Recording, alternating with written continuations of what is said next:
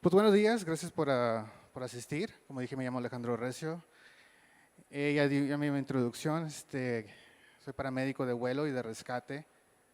Eh, ¿Qué más puedo decir? Que casi dijo todo ya. Tengo 12 años volando en diferentes helicópteros y aviones en diferentes países. Y pensé que podía hacer una presentación sobre la fisiología aérea en el paciente. Entonces, pues damos inicio. Esos son los objetivos de hoy. Vamos a hablar sobre el personal, los diferentes modos de vuelo que existen, que generalmente es ala fija, ala rotativa, que es avión y helicóptero.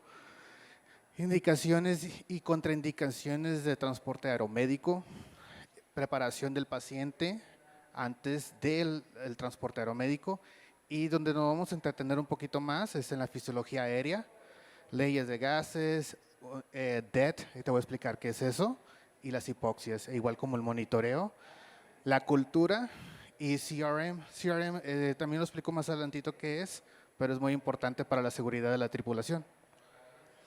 Entonces, la norma indica lo siguiente aquí en México. Yo no soy experto en esta parte, pero decidí agregarlo. ¿Qué dicta la norma aquí en México?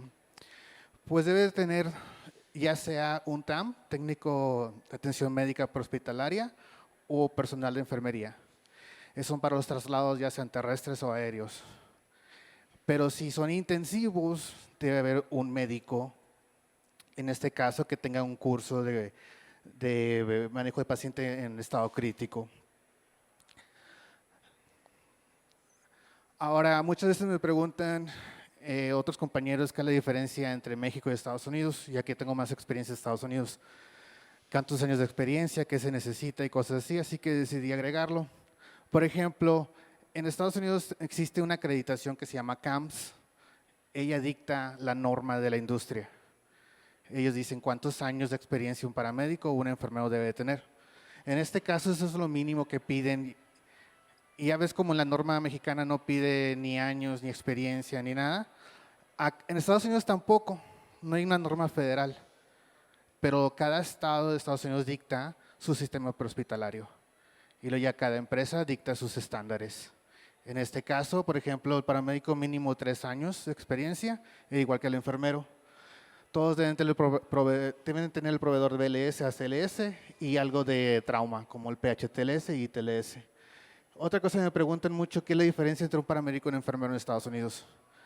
Por ejemplo, el enfermero dicta todo lo que puede ser un enfermero, lo dicta la Junta de Enfermería de cada estado en el que está. Por ejemplo, existe el estado de Texas, el Board of Nursing. Entonces ellos dictan qué tanto ellos pueden hacer. Eso es su licencia. ¿Y qué es la diferencia entre un paramédico? Bueno, el paramédico es una extensión del director médico. Entonces, como yo paramédico no tengo una licencia para practicar medicina, pero sí tengo un director médico y él me dice, oye, puedes hacer esto en mi protocolo, lo puedo hacer. Entonces, esa es la gran diferencia. El paramédico es una extensión del director médico. El paramédico ejerce bajo su propia licencia. Ambos deben tener 3 años de experiencia, como dije, y al último tienen que obtener esas certificaciones de mero abajo, FPC, CCPC, que dicta la industria. En los pilotos, pues mínimo 2,000 horas de vuelo lo que piden, pero varía entre ala fija y ala rotativa.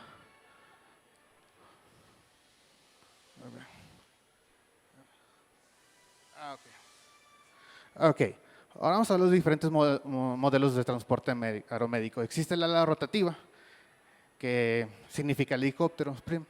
Entonces, ¿qué son los pros y qué son los contras de un helicóptero? Bueno, generalmente el activar el helicóptero se necesita menos planeación que el avión, ya que no tiene mucho rango. Y son ideales para ambulancias de primer contacto. ¿Qué son las ambulancias de primer contacto? Los que van ya sea a una carretera, a un lugar y pueden aterrizar en la escena y tratar al paciente de primer contacto y trasladarlo al hospital. Los cambios fisiológicos del paciente son menos pronunciados. Como no volamos tan alto, al menos de que recoges un paciente a esta altura, no sé, digamos 2,000 pies, y tengas que pasar un cerro de 10,000 pies, pues ahí sí va a cambiar. Pero como generalmente los helicópteros no viajan tan largo, la fisiología no hay mucho cambio, como la altitud no cambia mucho. Entonces generalmente nunca viajamos más arriba de 2,000 pies de lo que ya estamos. Y arriba de 2,000 pies casi nadie lo hacemos, especialmente si el paciente tiene un neumotórax o algo así, no lo hacemos. ¿Qué son los contras de un helicóptero? Pues es el cambio meteorológico, el estado meteorológico, perdón. Ya que ellos vuelan en un diferente rango, o sea, se llama BFR. ¿Qué quiere decir esto? Que el piloto debe poder ver hacia dónde va, literal. No puede volar sobre neblina, no puede volar sobre nubes muy bajas. En la noche, menos de 1,000 pies una nube, no volamos, por ejemplo. Ya a menos de 1,000 pies, ya el piloto debe de volar con instrumentos. Entonces, ¿qué quiere decir? Si en la área donde este helicóptero esté en su servicio, se conoce que hay neblina, se conoce que las nubes son bajas, pues en la noche no va a servir, a menos de que no haya nubes. Entonces, hemos tenido muchos, cuando yo trabajaba, muchos vuelos que tuvimos que rechazar por lo mismo, por el vuelo. Entonces, esa es la contra del helicóptero. Ya que sí existen helicópteros que puedan volar en instrumento, donde el piloto solamente vuela viendo los instrumentos sin ver hacia dónde va, como los aviones grandes comerciales, pero aún así no se puede hacer de primer contacto.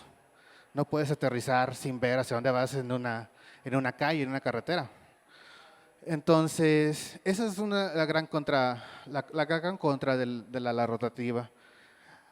Otra vez es el rango. El rango pues no es muy grande, la verdad. 150 millas, 200 millas. Generalmente se usan millas en el ambiente así de aeronaves. Y de hecho mucha gente piensa que es el peso, pero no es tanto el peso del paciente, es el tamaño del paciente.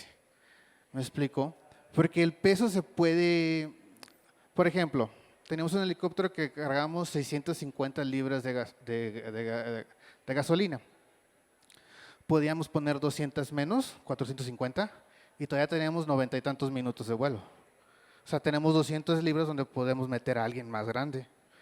Pero muchas veces el problema no es el peso, es el tamaño. Y ahorita van a ver unas fotos de helicópteros en el que he estado y van a ver que son tamaños muy reducidos. Y el otro es el mantenimiento. Son muy caros. Los helicópteros son muy caros, se tienen que mantener siempre. Entonces lleva un gran costo tenerlos activos.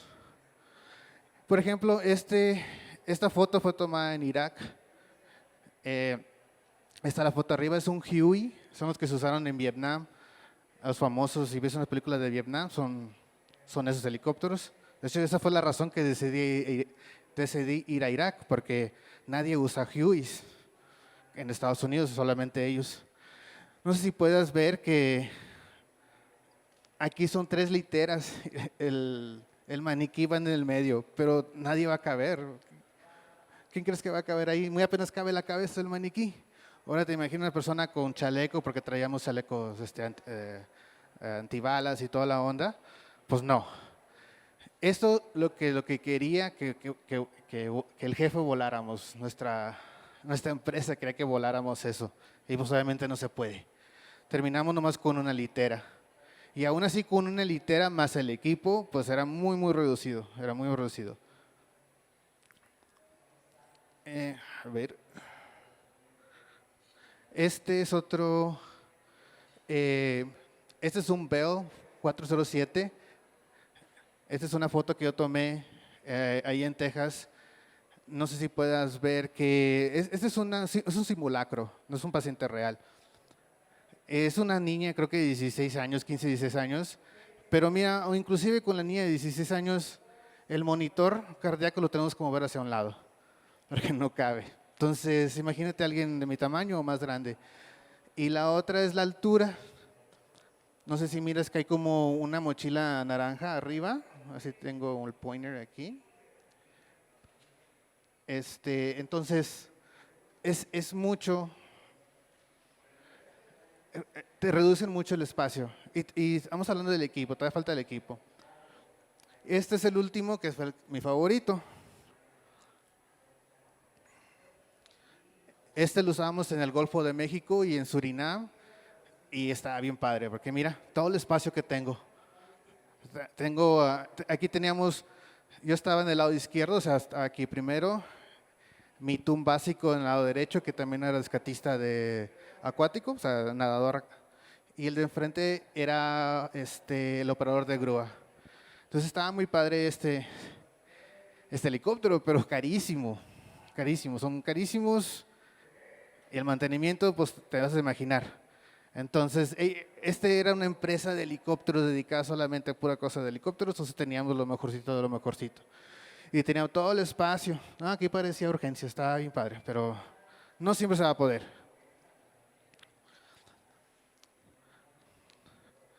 A ver. Déjame acercar un poquito más. Ok, ahora el de ala fija. ¿Qué son los pros y qué son los contras de un ala fija? Pues, para empezar, puede volar en peores situaciones climatológicas. ¿Por qué? Porque aterriza en un avión. Aterriza en un aeropuerto. Esa es la gran ventaja. Como quiera, no, si está la neblina súper pesada, pues no va a poder. Pero sí puede volar como ya sea en lluvia, tormenta. Bueno, tormentas no tanto. Generalmente, aunque no caga rayos a 10 millas de alrededor de la aeronave, es lo que piden. Otra cosa, hay más espacio, obviamente, para el equipo y personal. Pero también debes entender que, otra vez, la limitación sigue siendo el tamaño de las puertas. Estas puertas están muy anchas, hay otros, es un King Air, hay otras que son las puertas más chiquitas, pero como te vas a imaginar, sigue siendo el tamaño del paciente, no el peso. ¿Qué contras? Es más complejo activar un avión, una ala fija. ¿Por qué? Porque el piloto tiene que planear, ya sea al vuelo, a qué aeropuerto va. Administración o alguien debe de planear también el transporte terrestre. ¿Qué vamos a hacer? ¿Vamos a llegar? ¿Vamos a ir por el paciente o nos lo van a traer a nosotros? O sea, más logística. Y aunque no lo crean, sí pasa a veces donde aterrizas y estás esperando y la ambulancia. Y ellos pensaban que nosotros íbamos a ir para allá. Y sí, hemos agarrado Ubers. Hemos agarrado Ubers para llegar al hospital. Entonces hay logística implicada en esta situación que puede atrasar el traslado. Y la fisiología aérea es más pronunciada, porque aunque aviones estén presurizados, adentro del avión tienes diferente altitud de la que vas afuera. Y ahí te lo voy a explicar un poquito mejor, porque generalmente los aviones vuelan muy, muy alto para ahorrarse gasolina, ¿cómo se llama? Jet fuel, turbocina, aquí le dicen. Entonces, por eso vuelan muy altos. Si vuelas a 33,000 pies, adentro de la aeronave no vas a nivel del mar. ¿Me explico? Vas a 6 o 8,000 pies.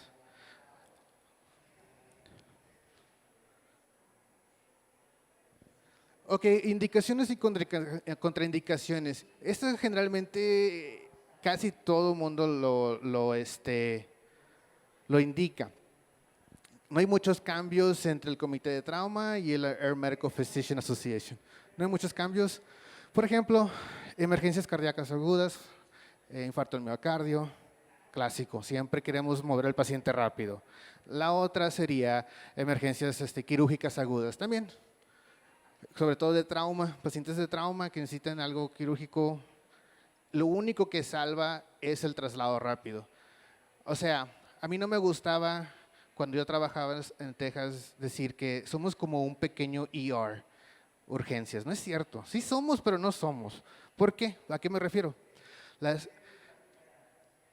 investigación y qué nos indica ahorita, cómo es que salvas vida en aeronaves. No es por todos los medicamentos que tenemos, no es por todas las herramientas, sino es la rapidez del traslado. Eso es lo que ayuda en la mortalidad del paciente. Obviamente agregamos, ya tenemos sangre, ya tenemos muchos juguetes, pero sigue siendo el traslado rápido. Eso es lo que salva al paciente.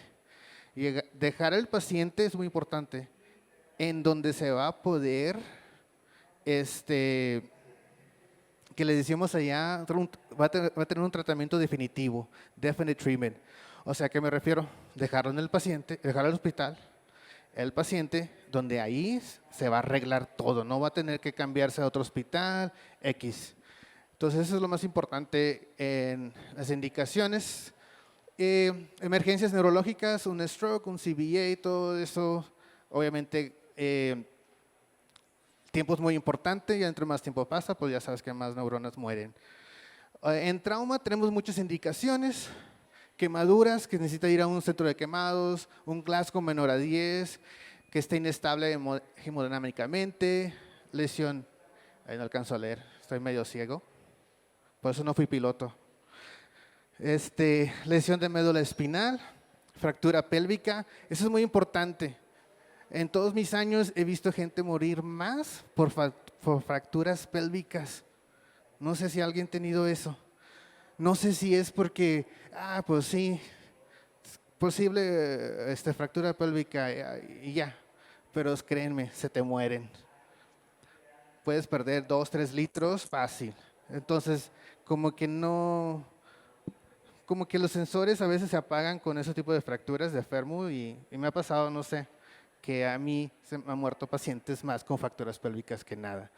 Extracción más de 20 minutos, expulsión del vehículo, lesiones multisistemáticas, muerte en el mismo compartimiento de un vehículo, eso es muy importante. Si un paciente sobrevive en un choque y su pasajero murió, debemos de asumir que el paciente que sobrevivió experimentó el mismo trauma que el paciente que falleció. Y traumatismo penetrante en el torso, abdomen, espalda, el cuello, etc. Estos, como te digo, indicaciones son muy… se comparten entre diferentes organizaciones y son muy similares. Ahora, las contraindicaciones. El número 1 es paro cardíaco. Eso es muy importante que el equipo, la tripulación que sea de primer contacto, ya sea en ala rotativa, tenga todos los medios necesarios para correr un paro. Tienen que tenerlo todo. ¿Por qué? Porque, por ejemplo, nosotros aterrizábamos, el paciente estaba en paro, lo manejamos a nivel ACLS por 15 minutos. Si no regresaba en 15 minutos, no lo volábamos. ¿Por qué? ¿Tú crees que voy a hacer un buen RCP en el helicóptero? Muy apenas quepo. Entonces, no. Y también es muy peligroso. ¿Por qué? Porque cuando tienes como un paro cardíaco, todo el mundo se emociona. Piloto se emociona, enfermero, paramédico, todos se emocionan. Y uno está haciendo RCP, otro está ventilando, dando medicamentos, lo que sea. ¿Y qué creen? Nadie está viendo afuera. Nadie está viendo qué está pasando. El piloto está viendo. Pero algo que les quiero, ojalá que se vayan a su casa con esto, y es lo que voy a hablar al último, es de que la seguridad es de todos. Ese es tu número 1, la seguridad tuya y de la tripulación. Porque accidentes, sí, accidentes muchos pasan. Y generalmente la mayoría de los accidentes que han pasado no han sido por mantenimiento, un mal mantenimiento. Ahí está. Ha sido por…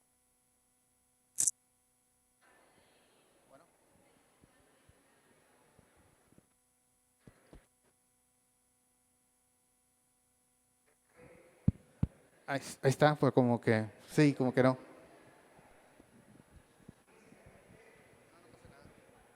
Ahora sí, bueno. Como dije, la mayoría de los accidentes aéreos que hemos tenido no ha sido por mantenimiento, fue una falla de mantenimiento, ha sido porque pilotos cometen errores y no solamente el piloto, no le puedes echar toda la culpa al piloto, pero la tripulación tomó malas decisiones.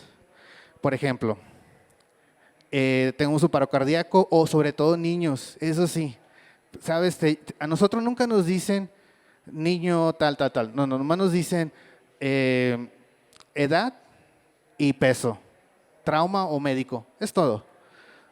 Es muy importante porque si dices, oye, cáiganle porque te llegó un paciente en paro, tiene 2 años, ¿qué van a hacer todos? No les va a importar el clima, no les va a importar la situación y se van a ir. Y así es como accidentes pasan, porque no lo planean muy bien. Entonces, la regla que tenemos ahora es de que no nos dicen qué es, más que trauma o médico, edad y peso. Entonces, como dije, en un paro cardíaco no va a ser efectivo para empezar las compresiones. Ese es número uno. Pacientes contaminados, sustancias peligrosas, radiación, polvo, no sabemos qué es, no lo vamos a subir, no queremos subir al paciente lleno de un contaminante que no sabemos y capaz se le da al piloto y pues ya sabes, el piloto también se siente mal y no es lo que menos quieres, especialmente en el helicóptero porque nomás tenemos un piloto y no más. Se siente mal él y pues no, como dije, no quieres eso. El tiempo de transporte es igual o menor, esa es otra por ejemplo, yo trabajo o trabajaba, ya no, tenemos un pueblo a 50 millas de distancia, como 45 minutos en ambulancia. Y a veces nos hablaban y se detenían ellos en el helipuerto que tienes en el pueblito a esperarnos 20 minutos para que aterrizáramos. Entonces, hubiera sido igual y de volar son como 20 minutos. Esa es casi la regla. Si haces una hora en la ambulancia, media hora en el helicóptero. No crees que llego en 10 minutos. Entonces, ¿qué pasa? Aterrizamos y, ¿por qué se tardaron tanto? Llevamos 20 minutos aquí. Y yo, pues ingrato, pues dale, avánzale. O sea, si tú puedes llegar en 45 minutos, me esperas 20 minutos, más mis 20 minutos, pues sale igual. ¿Me explico? Hay que tomar eso en cuenta, que no crean, allá en Estados Unidos activan helicópteros, por no decir otra mejor palabra, a lo bruto. Nos activan por todo y a veces en realidad no necesitan. Otra es el parto inminente. Si tu paciente está en parto inminente, ya lo estás viendo ahí saliendo el bebé, pues no. ¿Quién va a recibir el paciente? ¿El bebé? ¿El piloto? Pues no. Entonces, si has visto el helicóptero en sí, no podemos dar a luz en un helicóptero, para nada. Eso sí es un no. Y otro, uno motoras no resuelto. ¿Qué diferencia a una detención? Obviamente si hay detención hay que resolverlo. Pero, por ejemplo, eso es más por a la fija a veces. ¿Por qué a la fija? Porque ellos llegan a hospitales, ya tienen rayos X, ya tienen algo. Y si tienen una motoras ahí chiquitito, es mejor resolverlo a que lo subamos a la aeronave y se haga una detención. Y te voy a explicar por qué se hace detención. Pero cuando es helicóptero, como te digo, 2000 pies, no hay muchos cambios fisiológicos. Tenemos neumotóraxes, ¿cómo se llaman? No me acuerdo cómo se llama ahorita el nombre, pero no volamos más de 2000 pies. Ay. Como que se hizo raro.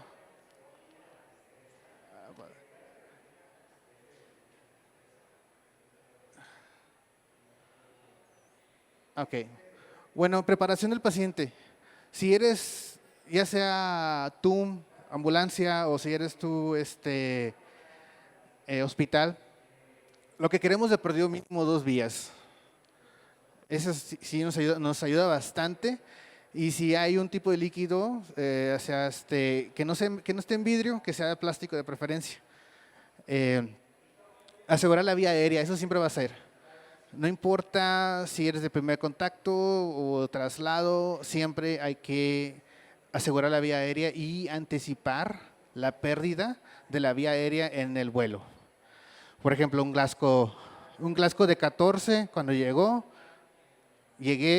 1 hora después, Glasgow de 10, y ahí está como un Glasgow de 9, va para abajo. De hecho, para eso se creó el Glasgow. Antes de que tuviéramos CTs y todo eso, creo que fue en los 60s o 70s, era para predecir si este paciente tenía así como una hemorragia intracerebral. Si el Glasgow va bajando, como va pasando el tiempo, se va empeorando. ¿Qué quiere decir? Que probablemente hay algo aquí adentro. Otra es, si la hemoglobina es menos de 7, pues si se puede transferir, pues sangre. como te estoy diciendo, esto es más como de ala fija, porque en un helicóptero casi no tenemos medios para saber si tenemos, cuál es la hemoglobina del paciente. Pero si no tienes, si la hemoglobina es baja, podemos tener oxígeno en la aeronave. Ahora, la fisiología aérea. Vamos a hablar de esto, pero primero vamos a hablar de la cabina presurizada. ¿Qué tiene que ver esto? Por ejemplo, la mayoría de las aeronaves comerciales pueden volar a 22,000 pies. Entiende que entre más alto vuelen, más barato sale. El combustible se gasta menos. Es por eso que vuelan muy alto las aeronaves. Pero puedes volar 22,000 pies con una presurización a nivel del mar, o sea, cero. O sea, Puerto Vallarta, cero. Otra muy buena es que se puede mantener los controles de nivel de humedad y temperatura. Esto incrementa ayuda bastante al paciente, sobre todo temperatura, ya que en la no presurizada no podemos tanto controlarlo, la temperatura del paciente, especialmente pacientes de trauma. Lo queremos tener pues calientitos, no queremos que entren en hipotermia. ¿Qué desventaja hay? Bueno, pues son más caros. Las aeronaves son más caras, son más pesadas, tienen más equipo. Y la otra es de que como adentro es su propia atmósfera, haz de cuenta, entonces contaminaciones de dióxido de carbono o monóxido de carbono, siempre hay que estar alerta de esas situaciones.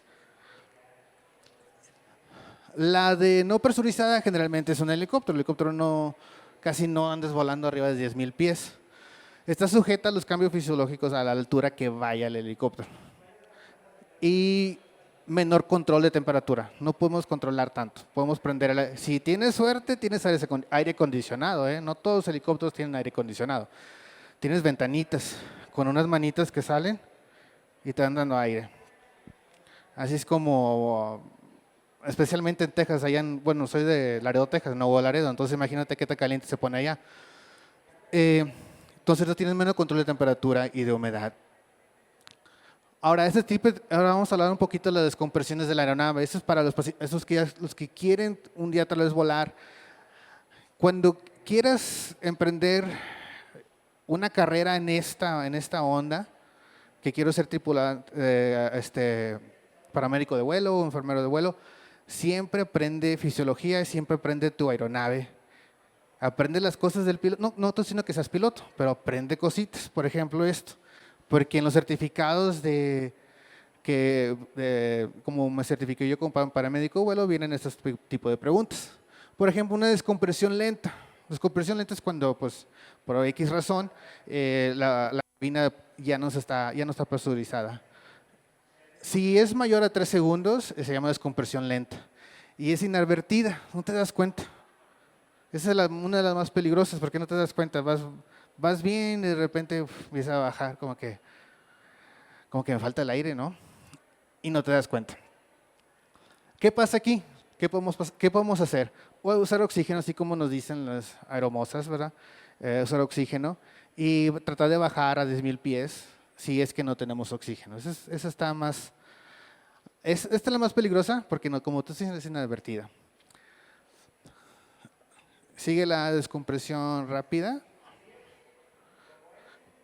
No paniqueen. Ocurre en menos de 3 segundos. Aquí vas a sentir, cuando se descomprime, has visto con las películas, ¿no? Estuve buscando un GIF así de películas de los 80, ya sabes que le disparan una ventana y todos salen volando. Es porque la compresión adentro de la aeronave es más grande que la de afuera. Entre más altitud tengas, menos presión atmosférica. Entonces es un vacío, haz de cuenta. Entonces, cuando se descomprime la aeronave, el aire de adentro de la aeronave tiende a salir. ¿Qué tenemos que hacer aquí? Aquí sí tenemos que descender obligatoriamente y usar siempre oxígeno y al paciente y todas las vías del paciente, tubos, todo lo que tenga, hay que asegurarlo, cerrarlo y también el equipo. Y la descompresión explosiva, aquí puede haber daño de pulmón, es cuando salen todos volando en las películas. Entonces, Ocurre cuando la compresión ocurre más rápida que los pulmones. ¿Qué pasa? Como la presión dentro de la aeronave está perdiéndose, todo el aire o la presión dentro de la aeronave se va perdiendo, sale. Vas a sentir que tu aire de tus pulmones salen. O sea, no es muy bueno. De hecho, los pilotos de combate traen máscaras, ¿viste esas máscaras? Que es como un CPAP. Tienen que tener presión constante para poder inflar sus pulmones. Aquí pasa lo contrario, se van a desinflar. Y tengo una tabla de cuántos minutos de conciencia tienes. Ahora vamos a hablar de la ley de los gases. Esa es la primera ley, muy sencilla. No tenemos que aprendernos exactamente la ley, pero tenemos que entender cómo implica esa ley en el traslado. Entonces, la ley de Boyle establece que el volumen ocupado por un gas a temperatura constante es inversamente proporcional a su presión. Entonces, ¿cómo esto nos ayuda a entender? Bueno, esto es lo que nos ayuda a entender. Cuando nosotros ascendemos, si tenemos, digamos, no sé si ustedes si han agarrado una coca o unos rufles en el avión, suben, se inflan. Bueno, lo que pasa es que adentro de los rufles, de la bolsita de rufles, hay cierta cantidad de presión o de aire. Al subir, tiene menos presión y se empieza a inflar. ¿Qué pasa? Los neumotóraxes, por ejemplo. Aquí es como cómo implica esta ley. Entonces, por ejemplo, la mayoría de las aeronaves viajan a 10,000 a 50,000 pies. Si tu aeronave va a 30,000 pies, adentro de la aeronave no vas a una altitud de 0. Vas entre 6 y 8,000 pies. Adentro de la aeronave vas a 6,000, 8,000 pies. ¿Qué quiere decir? Que adentro de la aeronave, haz de cuenta que estás volando 6,000 pies. Entonces tienes un contenedor como tubo endotraqueales, neumotóraxes, se puede hacer tensión. Ahora, otra cosa, tienes un tubo endotraqueal, lo lleno de aire, lo lleno de agua, ¿verdad? Bueno, los que están en este ámbito siempre ha existido esa, ¿qué hago? En mi protocolo anterior era aire y ahí te voy a explicar por qué.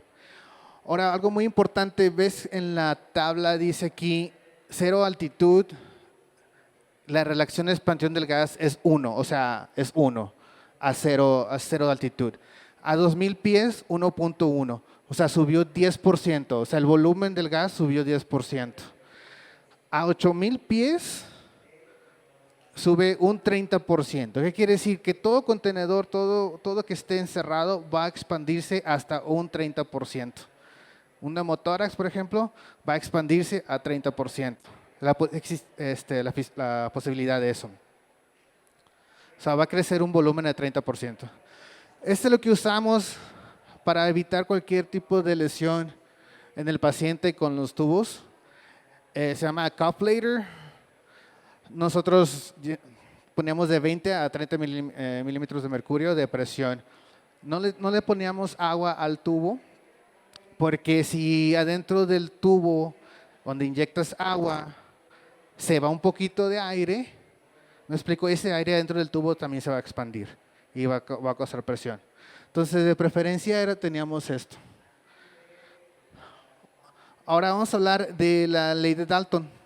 Dalton establece que a una temperatura estable, la presión total de una mezcla de gases que no reaccionan químicamente entre sí es igual a la suma de presiones parciales que ejercerá cada uno de nuestros componentes. Ese es el clásico que entre más subes, menos oxígeno hay. Bueno, en la atmósfera sí, sigue siendo 21%. O sea, no porque estés a 0 a esa altura y subes a 10,000 pies, el porcentaje de oxígeno es menor. En todo el mundo y toda la atmósfera sigue siendo 21%. La única diferencia es de que las partículas de oxígeno están más separadas de una de la otra. O sea, cuando tú quieres respirar, respiras un poco menos de oxígeno. Y es una tabla, por ejemplo, a 0 grados, 0 grados, a nivel del mar, 100% de oxígeno. Si estás, digamos, a 5,280, un 84% de oxígeno, de oxigenación. Entonces, esta es la ley que tienes que entender, que entre más subes, las partículas de oxígeno están más separadas y por eso batallas al respirar. Ahora, la ley de Henry enuncia que una temperatura constante, la cantidad, ya me lo taparon, la cantidad disuelta en gas. Este es el clásico de la Coca-Cola. Abres la coca y ¿qué pasa? Salen burbujitas, ¿verdad? ¿Por qué? Porque dentro de la Coca-Cola hay gases comprimidos que están a cierta presión.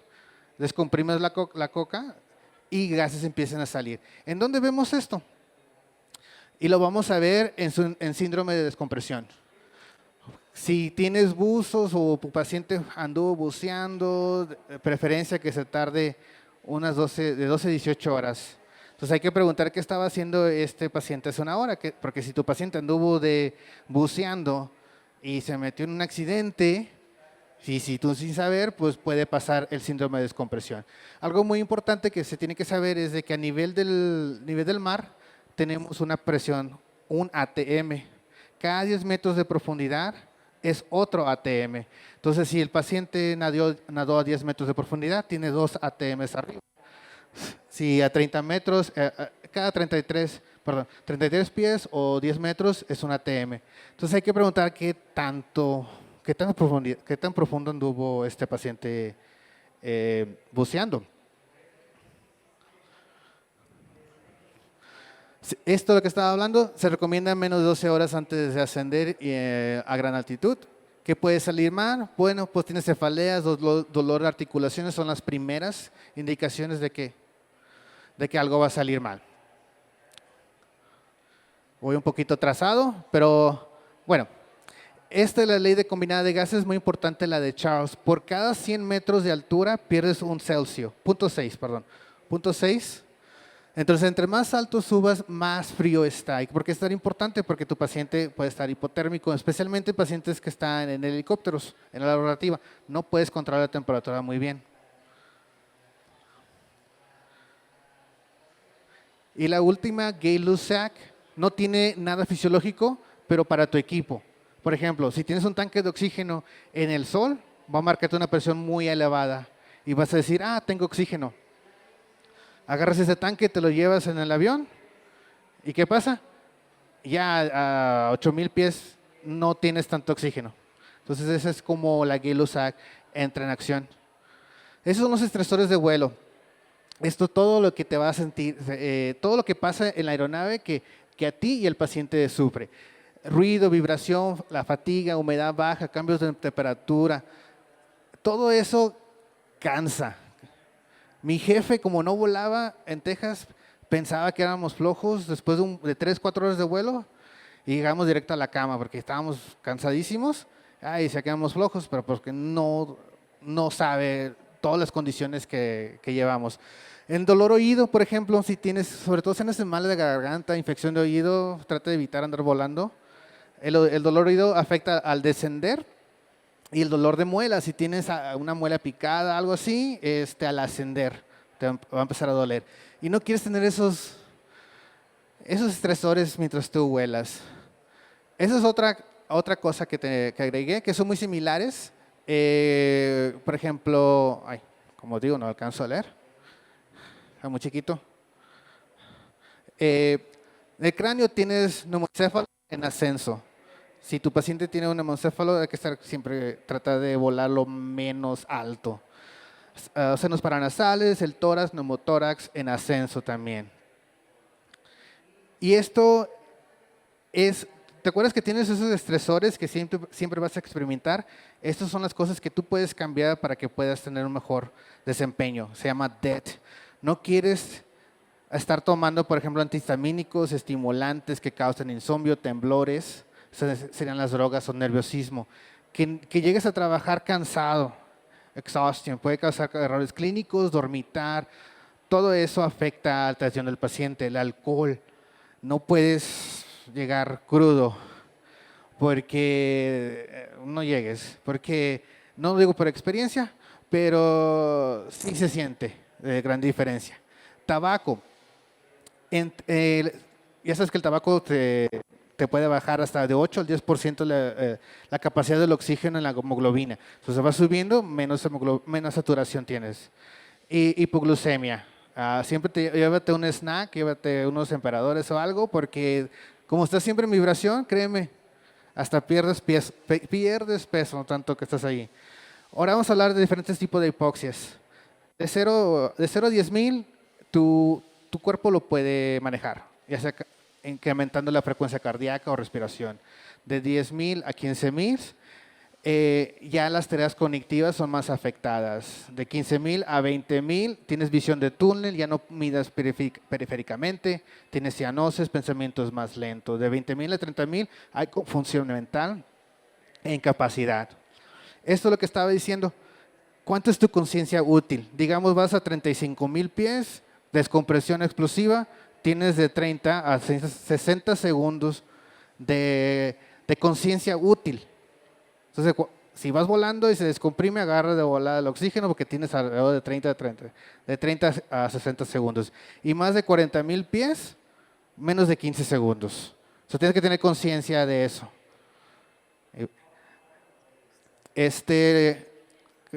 La hipoxia hipóxica es muy sencillo. No tienes, ya, ¿verdad? Tienes incapacidad del oxígeno en la sangre. Vamos a terminar dos más. Y esto puede causar, por ejemplo, en la baja presión atmosférica. La que sigue, hipóxica anémica, lo que dice, hemorragias, cianuro, monóxido de carbono, todo eso te va a crear una hipoxia en tus pacientes. Esto es lo que tú estás luchando, esto es lo que el paciente pueda sentir. La otra es hipoxia isquémica o de estancamiento, pacientes con deficiencia cardíaca. Esos pacientes van a experimentar más hipoxia en un traslado aéreo.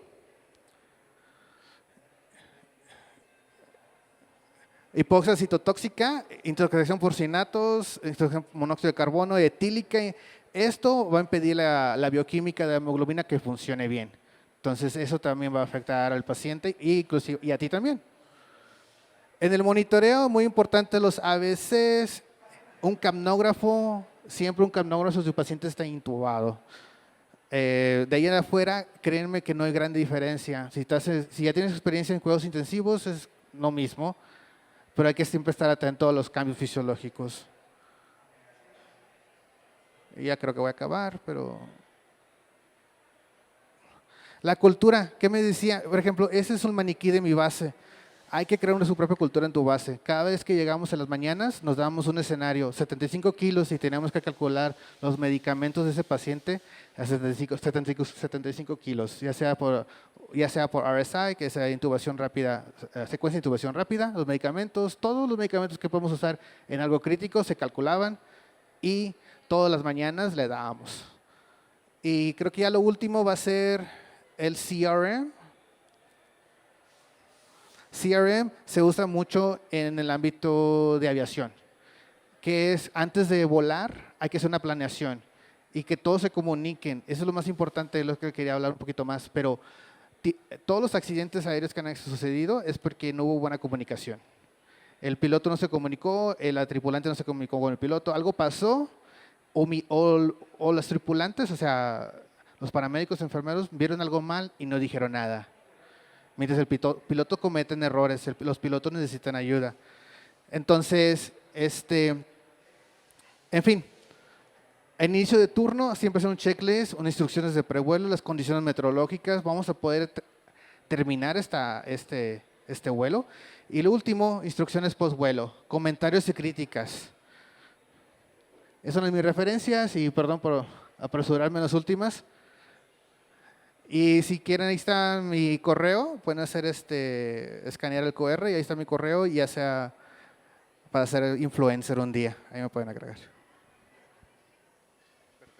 Pues sí, siguen las preguntas, ¿verdad? Sí. Bueno, muchísimas gracias, Alejandro. Vamos a empezar con unas preguntas. No sé si alguien del público tenga alguna duda sobre el tema que acaba de exponer Alejandro, algo que le quisieran comentar, algo que le quisieran preguntar. Levantando la mano para poderles hacer llegar el micrófono, por favor.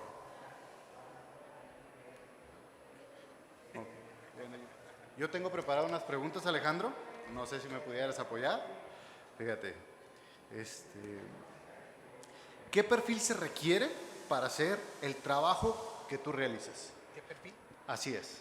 ¿Qué perfil? Bueno, siempre estar literal estudiando, o sea, ¿a qué voy?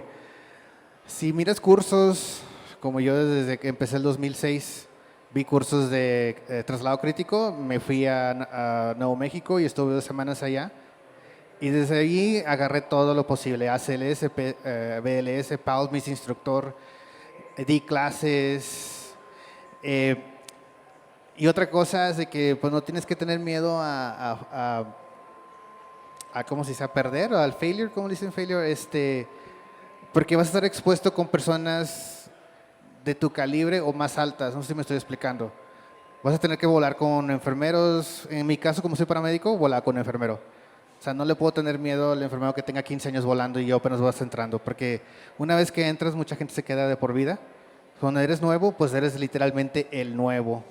Entonces, nomás es eso de que nunca le bajas al estudio y capacitarte, porque ya sabes que cada 5 años algo cambia, ¿no? En el ACLS y todo eso.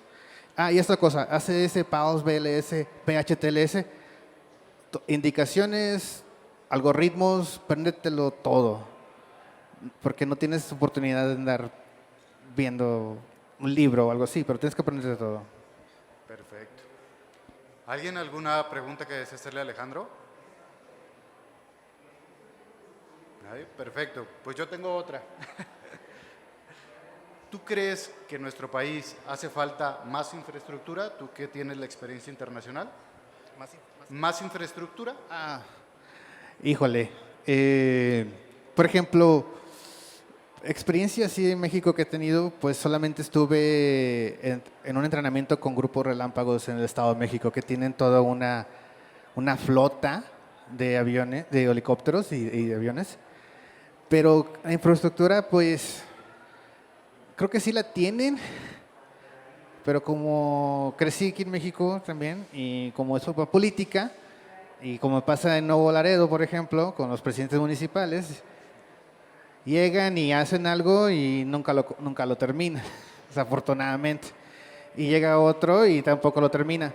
Es como que siento a veces, por ejemplo, Protección Civil de Nuevo Laredo y bomberos, especialmente bomberos, cambian de jefe de bomberos cada vez que entra un ayuntamiento. Entonces, ¿qué pasa? Nunca hay seguimiento a lo que alguien empezó. ¿Me explico? Entonces, creo que sí existe la infraestructura, pero no sé cómo estén de dinero.